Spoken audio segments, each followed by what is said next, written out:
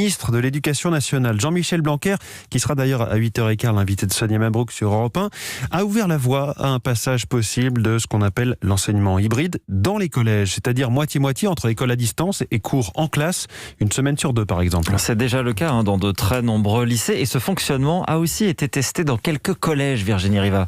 Oui, on sait qu'il y a environ une trentaine de collèges sur toute la France qui ont mis en place de l'enseignement hybride, à Lille, Limoges, dans l'académie de Créteil. À chaque fois, c'est du cas par cas. Exemple en Seine-Saint-Denis où certains collèges ont trop d'élèves par rapport à leur capacité d'accueil. Cours trop petites, difficultés pour respecter la distanciation dans les couloirs. Ce professeur en Seine-Saint-Denis a fait partie de ceux qui ont organisé le passage à l'enseignement à distance un jour sur deux dans son établissement. Le fait que les élèves soient moins entassés dans les couloirs, moins entassés dans la cour de récréation, c'est déjà un gain. Et ça s'est tout de suite ressenti sur le climat scolaire. Les élèves étaient plus apaisés.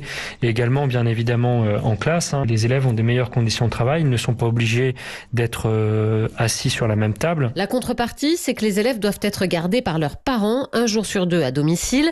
Ils suivent des cours enregistrés ou bien ont des devoirs à faire. Pour l'instant, le ministère attend les chiffres du début de la semaine prochaine qui diront s'il y a ou non une forte transmission du virus au sein des établissements scolaires.